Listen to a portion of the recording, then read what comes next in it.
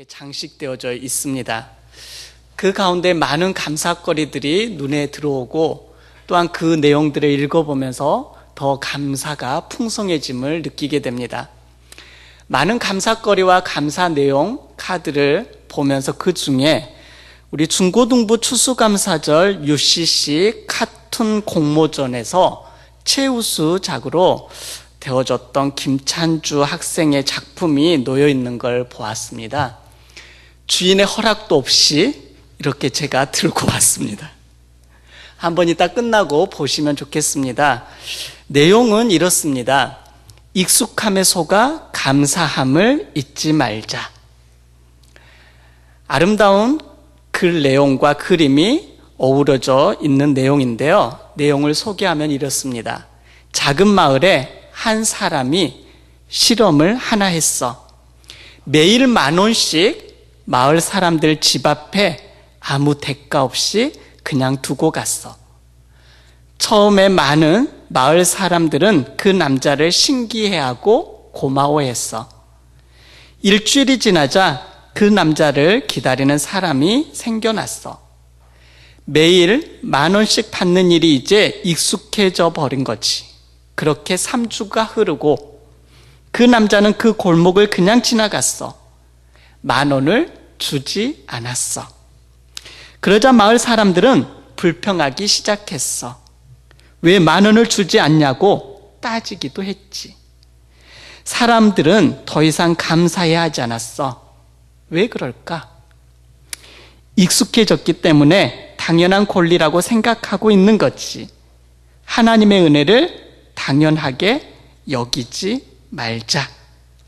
그리고 성경 구절을 썼는데요. 범사에 감사하라. 이것이 너희를 향하신 하나님의 뜻이니라. 네, 많은 것을 생각하게 합니다. 우리가 받아 누리는 은혜들, 감사거리들이 참 많이 있는데 얼마나 감사하고 있는지. 지난 3월 유튜브에 공개된 영상에는 태어나서 한 번도 제대로 색깔을 보지 못한 생맹 남성이 처음으로 본 색깔에 감격하는 모습이 담겨져 있습니다.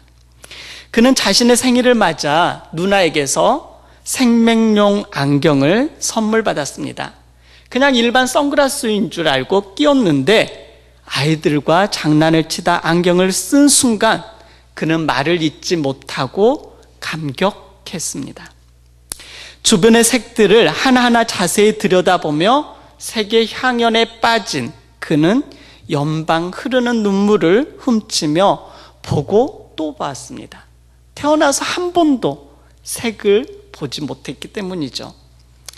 감격에 겨워하는 남자에게 누나는 아이들 눈을 한번 봐. 그러자 선글라스 너머로 살짝 웃고 있는 아빠 모습에 당황해하며 앞에 서 있던 딸의 눈을 맞추었습니다.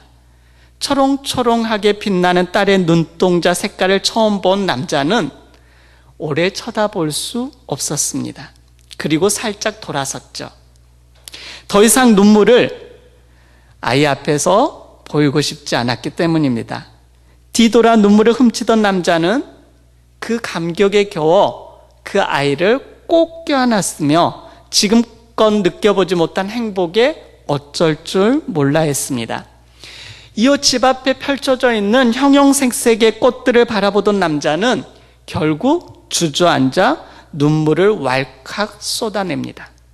모든 색깔을 무의미하게 바라보던 일반 사람들에게 색깔을 볼 수 있다는 것이 얼마나 큰 은혜이고 은총이고 복인지 감사할 일인지 그 유튜브를 통하여 많은 사람들에게 호응을 얻고 감동으로까지 이어져 내려갔습니다.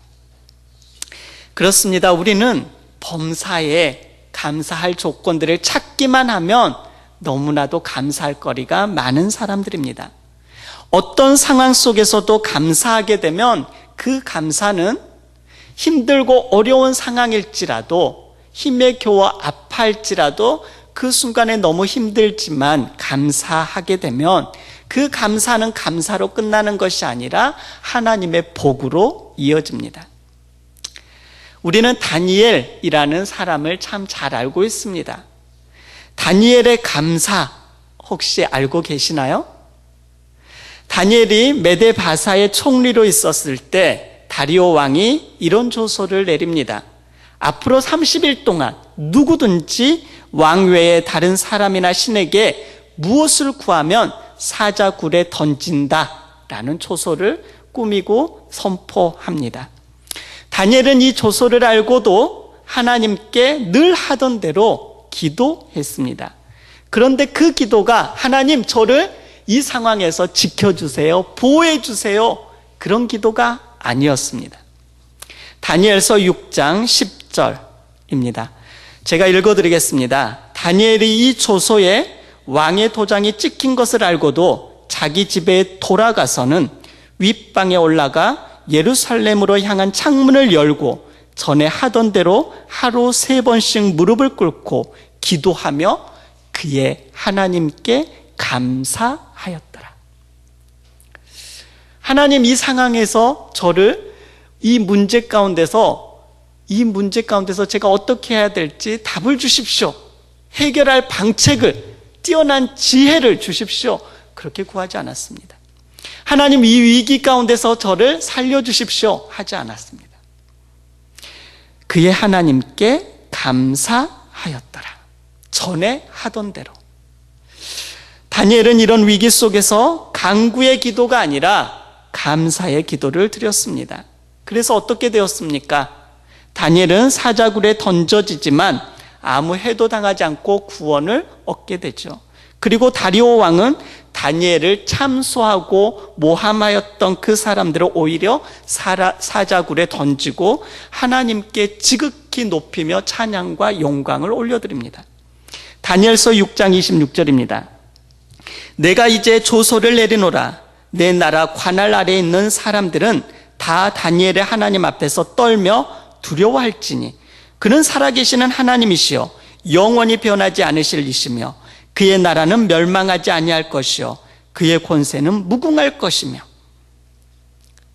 다니엘의 감사가 다리오 왕의 하나님께 찬양과 경배와 영광을 올려드리며 온 세계 열방 가운데 하나님의 위대하심으로까지 이어집니다. 이렇게 감사는 감사로 끝나는 것이 아니라 더 큰 복으로, 은혜로 임하게 되죠. 오늘 본문을 보십시다. 본문의 배경은 이렇습니다. 예수님이 예루살렘으로 가시는 길에 한 마을에 들어갔습니다. 거기에 10명의 문둥병자가 예수님을 만나게 됩니다. 어쩌면 기다리고 있었는지 모릅니다. 이 문둥병자는 사람들과 접촉할 수 없었기 때문에 이들은 멀리서 큰 소리로 고쳐달라고, 긍휼히 여겨달라고 외치고 또 외칩니다. 그러자 예수님은 그들을 향하여 긍휼한 마음으로 제사장들에게 가서 몸을 보이라 라고 그렇게 말합니다. 여기에서는 제사장들이라고 복수로 썼죠. 각자 자기에게 적합한 제사장에게 찾아가라는 말이죠. 예수님이 이렇게 말씀하신 것은 너의 병을 고쳐주겠다. 문둥병이 난 것을 확증해주는 사람이 제사장이었기 때문에 제사장에게 보이라라고 하는 것은 내가 너희들을 고쳐주겠다. 확실한 답을 주신 겁니다. 이 말에 순종하여 그 10명은 제사장에게 달려갔습니다. 그런데 가는 길에 병이 났죠. 그러자 9명은 그대로 갔고 1명은 예수님께 돌아와서 하나님을 찬양하며 예수님께 감사를 드렸습니다. 예수님은 병이 낫고도 감사로 돌아오지 않은 9명에 대해서 비난하시고 돌아온 1명에게만 새로운 구원의 복을 그에게 허락하십니다. 여기에서 우리는 생각해 보아야 합니다. 돌아오지 않은 9명과 돌아온 1명의 공통점과 차이점은 무엇일까? 공통점은 무엇입니까? 10명 전부 다 주님 앞에 모두 간구의 기도를 크게 올렸습니다. 주님, 저희들을 긍휼히 여겨주시고 고쳐주십시오. 저희들을 살려주십시오. 저희들을 긍휼히 여겨주시고 주님에 대한 소문을 들었는데 저희를 살리실 분은 당신밖에 없습니다. 저희를 긍휼히 여겨주십시오. 고쳐주십시오. 외쳤겠죠. 근데 모든 10명이 동일하게 그렇게 외쳤습니다. 소리를 높였습니다. 그렇게 큰 소리로 외쳤습니다. 그리고 모두 예수님이 하라고 하시는 대로 순종하며 그들은 그렇게 제사장에게로 나아갔습니다. 이들은 모두 이런 믿음으로 자신의 병이 나았죠. 여기까지 10명이 동일한 공통점을 볼 수 있습니다. 그러나 병이 나은 후에 차이점이 나타납니다. 9명은 그대로 가버렸습니다. 예수님으로부터 고침을 받은 사람이 이래도 되는 걸까요? 그러나 이 한 명은 병이 나은 후에 예수님을 찾아왔습니다. 물론 감사해서 찾아왔죠. 이 한 명은 최고의 순간에 지금까지의 상황을 생각해 보면 가족에게 먼저 달려가서 그리고 자신이 살고 있었던 그 공동체에 달려가서 그 기쁨을 만끽할 만합니다. 그렇죠? 사람 대접받지 못한 그런 상황 가운데 그리고 머리를 다 풀어 헤치고 윗입술을 이렇게 입술을 가려야 되고 그리고 사람들이 우연히 만나게 되었을 때는 부정하다 저를 피해서 돌아가십시오. 저에게 가까이 오시면 안 됩니다라고 자기 비하를 하면서 자기는 죽을 수밖에 없는 존재임을 그렇게 외쳤던 그 사람이 이제 회복되어졌으니 그 최고의 순간에 기쁨의 순간에 가족에게 옛날 마을 사람들과 함께 자녀들과 함께 아니면 부모님과 함께 그렇게 그 기쁨을 나누어야 하는 게 아닐까요? 그런데 이 한 명은 최고의 순간에 하나님을 기억했습니다. 그리고 하나님께 감사하며 영광을 돌렸습니다. 그리고 예수님께 찾아와 감사를 드리죠. 그리고 더 큰 은혜를 받게 됩니다. 더 큰 은혜를 받았을 때 어떻게 되었을까요? 이 사람은 분명히 또 감사했을 것입니다. 그리고 그의 인생에 하나님의 은혜는 끊이지 않게 되었죠. 하나님께서 그에게 부어주시는 은혜가 그리고 그의 하나님께 감사하는 마음이 그를 더더욱 하나님께 가까이 나가도록 만들었을 것입니다. 우리는 어떠합니까? 우리는 감사하고 또 감사하고 있습니까? 지금 우리가 누리는 복들, 은혜들 생각해 보십시오. 다 누구에게로부터 온 겁니까? 주님으로부터 온 것입니다. 우리는 기도할 때마다 누구의 이름으로 기도합니까? 예수님의 이름으로 기도합니다. 우리가 기도를 하지 않아도 받는 복은 어떻습니까? 누리는 은혜들은 얼마나 많이 있습니까? 우리가 받는 이 모든 복들은 모두 하나님의 자녀가 되었기 때문입니다.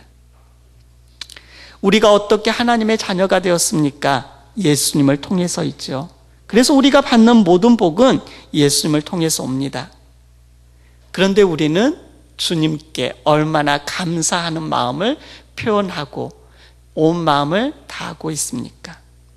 사랑하는 강서가족 여러분, 이 한 명의 문둥병자는 고침을 받고 감사함으로 주님께 나왔습니다. 그러자 구원의 복까지, 영혼의 구원의 복까지 그는 경험하게 됩니다. 그리고 더 큰 복을, 그리고 더 큰 감사를 올려드립니다. 그런데 사랑하는 강서가족 여러분, 우리는 여기 있는 모두 다 하나님 앞에 큰 소리로 간구하는 일들이 참 많이 있습니다. 그렇죠? 하나님 앞에 주님께 큰 소리로 간구해야 될 사건들이 우리에게는 참 많이 다가옵니다. 다 큰 소리로 외치고 눈물 흘리면서 기도합니다. 그런데 그 문제가 딱 해결되었을 때 어떻습니까? 큰 소리로 부르짖고 울면서 기도했던 것처럼 큰 소리로 주님께 감사하며 찬양과 영광을 올려드리며 그 주님께 그렇게 감사를 표한 적은 얼마입니까? 주님 감사해요로 끝나진 않았습니까? 큰 소리로 부르짖었다면 큰 소리로 하나님께 감사하셔야 됩니다. 여기에 나오는 한 명의 문둥병자는 큰 소리로 부르짖었고 큰 소리로 감사했습니다.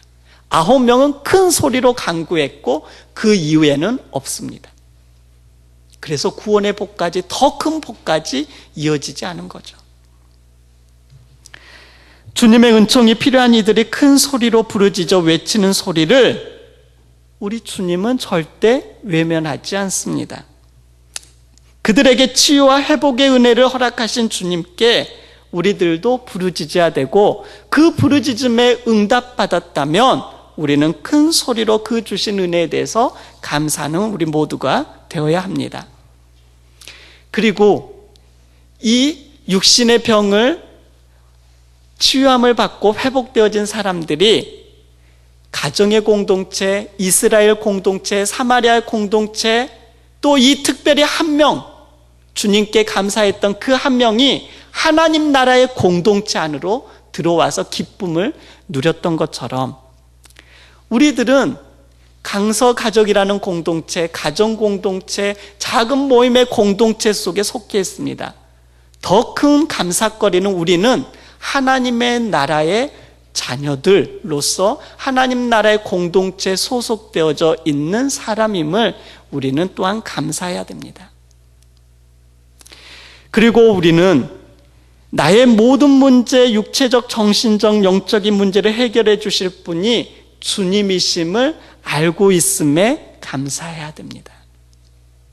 큰 소리로 부르짖어 은혜를 구했다면 우리가 다시 한번 그 문제가 해결되었을 때도 큰 감사로 주께 영광 돌려야 함을 잊지 않는 우리 모두가 되어야 합니다.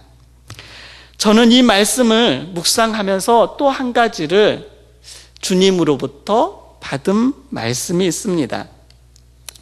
이렇게 하나님의 은혜를 받은 사람으로서 감사하며 하나님 앞에 더 큰 찬양과 영광을 올려드려야 함이 마땅한데, 주님, 이것으로 끝나면 되겠습니까?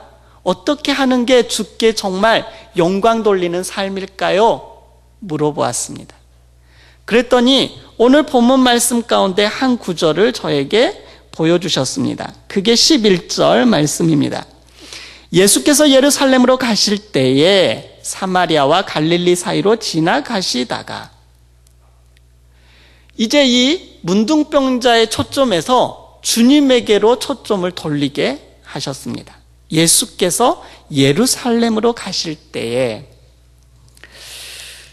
예수님의 최종 목적지는 지금 이곳에 머물러 있는 사마리아와 갈릴리 사이 이곳이 아니죠. 예수님의 최종 목적지는 어디입니까? 예루살렘입니다. 예수님의 최종 목적지가 예루살렘이라는 것을 밝힙니다. 예수님께서 유대 및 베레아 사역을 하시면서 십자가의 죽으심으로써 인류 구원을 위한 구속 사역을 완성할 장소인 예루살렘을 향하여 늘 시선을 고정시키고 있음을 우리에게 가르쳐주고 있습니다. 예수님의 최종 목적지는 갈릴리가 아닙니다. 예루살렘이었습니다. 그리고 사람들의 육신의 병이 예수님이 하고자 하는 최고의 하시고자 하는 일이 아니었습니다. 예수님께서는 그 한 사람의 영혼을 구원하는 일에 초점을 맞추었습니다. 그렇다면 주님으로부터 크신 은혜를 받고 하나님의 자녀가 된 우리들은 늘 감사하며 하나님께 영광 돌려야 할 우리는, 나는 나의 최종 목적지는 어디인가 생각해 보았습니다. 나를 구원해 주셔서 지금 나의 존재하는 이유, 나의 신앙생활의 목적, 하나님의 주신 나의 정체성은 무엇인가? 돈을 벌고 공부를 하고 집을 사고 자녀를 잘 양육하고 잘 사는 것이 그 자체가 우리의 목적지입니까? 그리스도인, 구원받은, 부르심을 받은 나의 최종 목적지는 무엇인지 스스로 생각해 보아야 합니다. 돈을 벌고 공부를 하고 집을 사고 자녀를 잘 교육시켜서 이루고자 하는 그 최종 목적이 예루살렘이어야 합니다. 그 예루살렘에서 어떤 일이 일어납니까? 영혼 구원하는 일이 일어났죠. 우리가 돈을 버는 그것으로 인해서 우리의 최종 목적지는 주님이 그렇게 하시고자 하신 영혼을 구원하는 일. 우리가 공부하는 그 일, 그 목적, 그거로 끝나서는 안 되겠죠. 공부하는 그 최종 목적지는 그 지식으로 사람들을 건져내는 것. 그게 우리의 예루살렘입니다. 우리가 자녀를 더 잘 양육시키고 훈련시키고 가르치고 더 돈을 투자하는 그 최종 목적지는 잘 먹고 잘 살아라가 아니죠. 예루살렘입니다. 그곳에서 자녀 교육을 통하여 하나님의 구원의 역사를 이루도록 하는 것. 돈 벌어서 건강을 잘 챙겨서 그 물질과 건강으로 끝나는 것이 아니라 영혼을 살리는 일에 우리의 초점이 맞추어져야 하는 것입니다. 사랑하는 강서가족 여러분, 우리는 하나님의 긍휼하심을 받은 사람들입니다. 그리고 지금도 하나님의 긍휼하심이 필요한 사람들이죠. 그리고 앞으로도 너무나도 연약하고 부족하고 죄를 가지고 있기 때문에 긍휼함이 필요합니다. 하나님의 사랑과 주님께서 베풀어 주신 은혜로 말미암아 구원받은 저희들이 하나님께 영광 돌리는 삶, 긍휼함을 경험받은 우리들이 우리의 주위에 있는 많은 사람들에게 긍휼함을 또한 베풀어야 합니다. 주님께서는 모든 사람들이, 이스라엘 백성들이 이방인 취급하였던 사마리아 사람들, 그리고 온 인류를 끌어안으시고 구원에 초청하셨습니다. 소외되고 아프고 힘든 사람들, 그들을 외면하지 않으셨습니다. 단지 그 육체적인 문제뿐만 아니라 영혼의 가장 깊은 곳까지 만지시고 은혜를 베풀어 주셨습니다. 우리의 삶 가운데 소외되고 아프고 힘든 사람들을 우리의 일상 속에서 만나게 될 때 그냥 지나치지 않았습니까? 주님은 그런데 그 사람들의 그 소리를, 그 마음의 부르짖음을 들었습니다. 우리도 들을 줄 알아야 합니다. 우리가 그런 사람들을 만났을 때 우리가 받은 사랑을 나누어야 합니다. 그리고 은혜의 자리로 그들을 초청해야 됩니다. 그리고 구원자 되신 예수님을 소개해야 되고 소문을 내서 그들도 하나님의 살아계심을 경험하여 그들도 주께 영광 돌리는 삶을 살도록 해야 되는 게 우리의 최종 목적지입니다. 사랑하는 강서가족 여러분, 잊지 말 것은 우리가 감사하게 되면 더 큰 복이 임한다는 것.